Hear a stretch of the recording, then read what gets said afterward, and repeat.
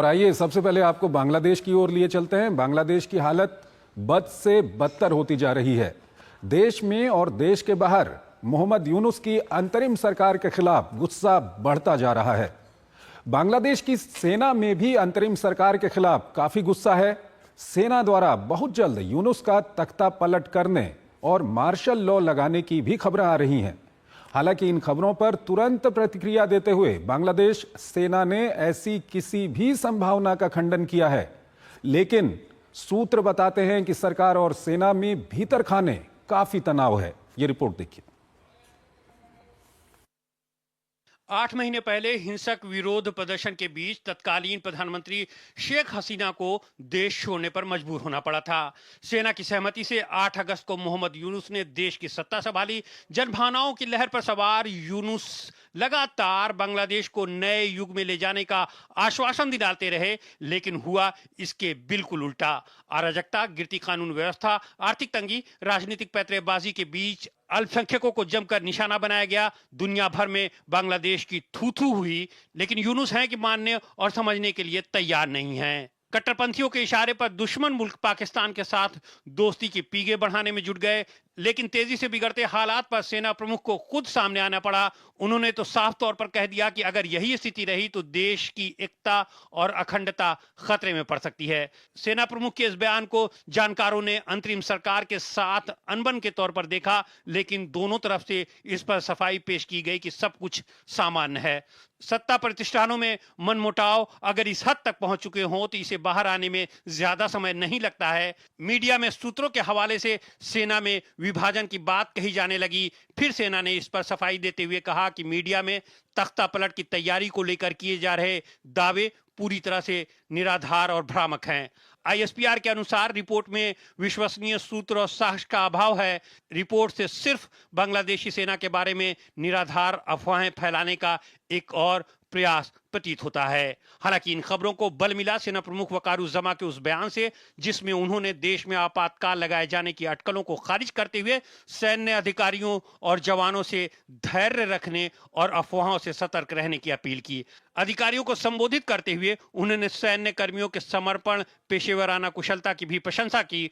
उन्होंने कहा कि ऐसी बेबुनियाद अफवाहों से ध्यान भंग नहीं होना चाहिए। बांग्लादेश में यह अफवाह तेजी से गश्त कर रही है कि ताजा राजनीतिक घटनाक्रम के मद्देनजर कभी भी मार्शल लॉ लगाया जा सकता है। पिछले दिनों नए सियासी दल नेशनल सिटीजन पार्टी के नेता हसनत अब्दुल्ला ने आरोप लगाया था कि यूनुस सैन्य नेतृत्व के दबाव में अवामी लीग को फिर से मजबूत करने की कोशिश कर रहे हैं। हसनत ने एक फेसबुक पोस्ट में लिखा था कि सैन्य नेतृत्व ने 11 मार्च को एक बैठक के दौरान रिफाइंड अवामी लीग का प्रस्ताव रखा था। हालांकि सेना इससे इनकार करती है। इस बीच यूनुस ने एक बार फिर दिसंबर से जून के बीच चुनाव कराए जाने की बात दोहराई है। इस खबर पर बात करने के लिए अतुल अनेजा हमारे साथ जुड़ रहे हैं, विदेशी मामलों के जानकार हैं, उनसे हम बातचीत करेंगे। अतुल जी, बहुत बहुत स्वागत है आपका हमारे इस कार्यक्रम में। पहला सवाल जो आपके सामने हम रख रहे हैं वो ये है कि धुआं तभी होता है जब कहीं आग होती है, और बांग्लादेश में जिस तरह से आज सेना को त्वरित प्रतिक्रिया देनी पड़ी कि तख्ता पलट की कोई कोशिश नहीं है, मार्शल लॉ नहीं लगाया जाएगा, क्या कुछ कहेंगे? ये हालात क्या कुछ बताते हैं? चंद्रशेखर जी, ये जो पावर स्ट्रक्चर है अभी का बांग्लादेश में, इसमें सबसे बड़ी भूमिका, हमारी पहले भी इस पे बात हो चुकी थी, वो सेना की है। अब सेना की नाराजगी पहली बार नहीं हो रही, पहले भी कह चुके हैं आर्मी चीफ वकारुज्जमान, और वहाँ जो अराजकता फैल रही है उसके खिलाफ भी बोला है उन्होंने, और ये कई सारे बयान आ रहे हैं फौज से। तो ऑब्वियसली फौज जो प्रेजेंट स्थिति है उससे खुश नहीं है। एक तो ये बड़ी बात ये साबित हो जाता है। दूसरी बात है कि अगला स्टेप क्या होगा। अगला स्टेप क्या तख्ता पलट की तरफ जा रहा है, या कोई और तीसरा जरिया वो कह रहे हैं कि यूनिस सरकार हटे और मार्शल लॉ ना लगे, इमरजेंसी हो जाए प्रेसिडेंट के थ्रू। तो ये बहुत सारी चीज़ें अब पॉसिबल हैं, लेकिन जो फौज का रवैया है वो प्रेजेंट स्थिति से नाखुश है। इसमें एक हम बदलाव की स्थिति में हैं अभी।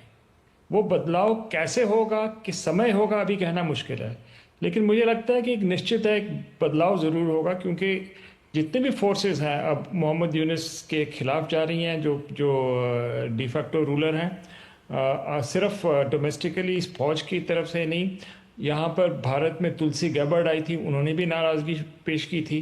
अमेरिका में कल एक बयान आया था कि ह्यूमन राइट्स वायलेशंस हो रही हैं, वो नहीं होनी चाहिए। तो एक तरह से फॉरेन फोर्सेस भी खिलाफ जा रही हैं, जो उनके पहले supporter deep state Joe Biden के टाइम में उनको सपोर्ट थी, लेकिन ट्रंप जब से प्रधानमंत्री बने तो वो सपोर्ट एक तरह से सामने आ रही है कि वो नहीं है या बहुत कम है, बल्कि नहीं है, उसको हम डेफिनेटली कह सकते हैं। दूसरी बात है भारत नाराज है उनके पास और फौज अंदर से नाराज है, तो तीनों दिशाओं से एक तरह से शिकंजा एक तरह से कसा जा रहा है कि यूनुस सरकार के ऊपर। अतुल जी, ये भी कहा जाता है कि जो बांग्लादेश की सेना है उसमें भी ये कहा जाता है कि 2-3 ग्रुप हैं वहां पर, और ये देखना काफी महत्वपूर्ण होगा कि जो यूनुस की सरकार है उसको किस तरह का समर्थन इन अलग अलग जो ग्रुप्स हैं वहां पर उनका है। चंद्रशेखर जी, बड़ा इंपॉर्टेंट पॉइंट है कि क्या मिलिट्री यूनाइटेड है इस वक्त के नहीं। जो बयान आ रहे हैं और जो कॉम्पोजिशन में देख रहा हूँ, डोमिनेंटली मुझे लगता है कि वकारुज़्ज़मान जो आर्मी चीफ है उनकी पकड़ सेना के ऊपर मजबूत है।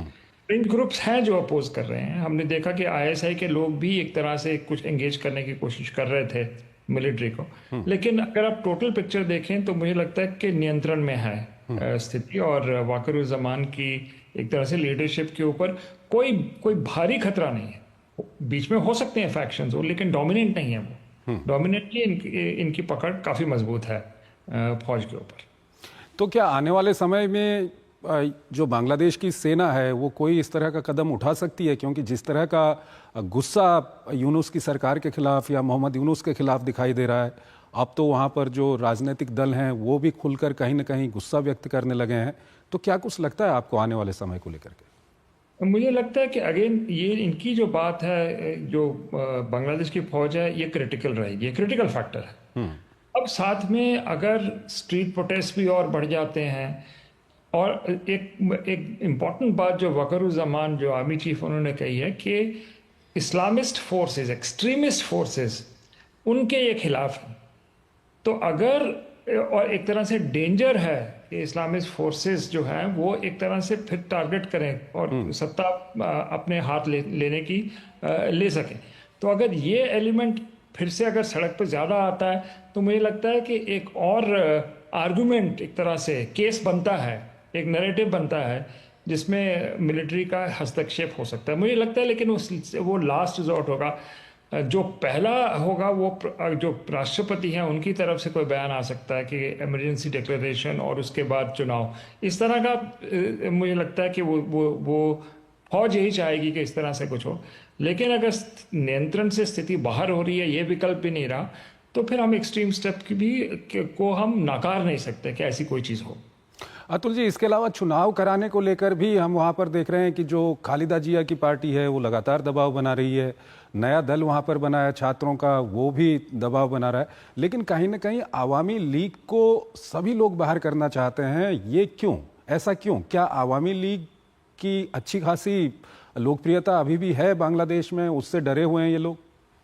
बिल्कुल, और मुझे लगता है कि आवामी लीग एक तरह से एक मेजर पॉलिटिकल पार्टी रही है, और चुनाव मेरे को लगता है तभी होंगे जब एक तरह से अवामी लीग वापस आए, उसका नया नाम दे रहे हैं, कोई रिफाइंड अवामी लीग, कोई फेस सेविंग, कुछ एक तरह से नाम में बदलाव आ जाए, या अब लीडरशिप तो शेख हसीना ही है, या शेख हसीना किसी को नॉमिनेट करें अपने नेतृत्व में, तो एक कुछ फेस सेविंग चाहिए होगा कि, लेकिन बिना अवामी लीग के वहाँ हुए वहाँ चुनाव का मतलब ही नहीं है। मुझे नहीं लगता कि वो टोटली एक्सेप्टेबल होगा और बांग्लादेश की जनता को एक्सेप्टेबल होगा। और जैसे जैसे स्थिति बिगड़ रही है चंद्रशेखर जी, वैसे वैसे लोग दोबारा से सोचने लगे थे कि क्या सचमुच इतना बड़ा बुरा शासन था शेख हसीना के, उनको एग्जाइल कर दिया गया, एक इलेक्टेड गवर्नमेंट को एक तरह से एक रजीम चेंज की गई।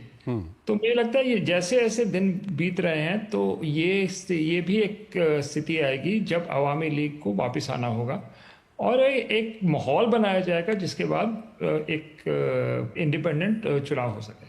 यहाँ पर यह भी महत्वपूर्ण है कि शुरुआत में जो मोहम्मद यूनुस या उनकी जो अंतरिम सरकार है वो कहीं ना कहीं कट्टरपंथियों की भाषा बोल रही थी, पाकिस्तान के साथ काफ़ी नज़दीकी इन लोगों ने बढ़ाई है, अभी भी बढ़ रही है, लेकिन तब काफ़ी सारे बयानात आते थे। लेकिन हाल के दिनों में हम देख रहे हैं कि कट्टरपंथ से थोड़ा सा नरम पंथ की ओर अपने को दिखाने की कोशिश कर रहे हैं। क्या यही वो बांग्लादेश की सेना या दूसरे जो राजनीतिक दल हैं, आवामी लीग जैसे राजनीतिक दल हैं, उनके कार्यकर्ताओं का दबाव कहीं ना कहीं काम कर रहा है? वो कर रहा है कुछ हद तक चंद्रशेखर जी, लेकिन जिसको कहते हैं ना टू लिटिल टू लेट, ये क्योंकि बहुत ज्यादा एट्रोसिटीज हो गई है, जो माइनॉरिटीज के अगेंस्ट जिस तरह के अटैक हुए हैं वो सब ने देखे हैं। तो मुझे लगता है कॉस्मेटिक चेंज करने से, छोटा मोटा चेंज करने से उसमें कोई स्थिति में कोई फंडामेंटल चेंज नहीं आने वाला। मुझे लगता है एक तरह से ढांचा बन गया अब कि एक बदलाव का, जैसे मैंने कहा था कि कागार में हम खड़े हैं कि बदलाव तो होना ही है। ऐसा किस क्वालिटी का, वो उसके ऊपर दो तीन विकल्प हो सकते हैं, और इन सारे विकल्प के बीच में सबसे बड़ी भूमिका मुझे लगता है जो आएगी वो है मिलिट्री की, और खास करके आर्मी चीफ वाकरुज्जमान की। चुनाव को लेकर के क्या कुछ आपको लगता है? क्योंकि कभी मोहम्मद यूनुस कहते हैं कि दिसंबर तक चुनाव करवाएंगे, कभी वो कहते हैं कि दिसंबर तक नहीं हो पाएगा, अगले साल जून तक करवाएंगे। क्या कुछ आपको लगता है? चुनाव करवाने का दबाव तो इनके ऊपर है, लेकिन कब तक ये चुनाव करवाएंगे? मुझे लगता है कि अगर मोहम्मद यूनुस ने खुद से जल्दी डिक्लेयर नहीं किया तो स्थिति एक दूसरी डायरेक्शन में जा सकती है, क्योंकि आप देखेंगे कि दबाव सिर्फ बहुत सब जगह से आ रहा है, और बल्कि एक्सटर्नल दबाव भी अब आ रहा है। क्योंकि अब जो है सबसे बड़ी जो बात हुई है कि ये जो मोहम्मद यूनुस के सपोर्टर्स थे, जो यूएस डीप स्टेट थे और जो बाइडेन की सरकार थी, वो एक तरह से उनके नेतृत्व में या ये सपोर्ट से ही ये जो शेख हसीना के खिलाफ हुई है कार्रवाई, वो हुई है। वो सपोर्ट जो इस वक्त नहीं है इनके पास, तो इसे मुझे नहीं लगता कि बिना उस सपोर्ट के ये ज़्यादा दिन तक टाल सकते हैं चुनाव को जल्द या तो खुद डिक्लेयर करें, अगर नहीं होता तो फिर शायद कोई और स्थिति बनती है, राष्ट्रपति आके, या कोई और स्थिति ऐसी बनती है कि डिक्लेयर किया जाए। ज्यादा देर तक आप टाल नहीं सकते चुनाव को। जैसे हमने बात की है, एक जो क्रिटिकल फैक्टर इसमें नहीं आ रहा वो है अवामी लीग और शेख हसीना का क्या हो, वो अभी रिजॉल्व नहीं हुआ वो इशू। जैसे वो रिजॉल्व होता है तो मुझे लगता है कि बहुत जल्द फिर उसके बाद उस दिशा में हम जाएंगे, चुनाव और चुनाव की डेट्स वगैरह के बारे में फिर चर्चा में हम आएंगे। ठीक है, अतुल जी हमारे साथ बने रहिएगा। एक और महत्वपूर्ण विषय है, उस पर अभी हम आपसे बातचीत करेंगे।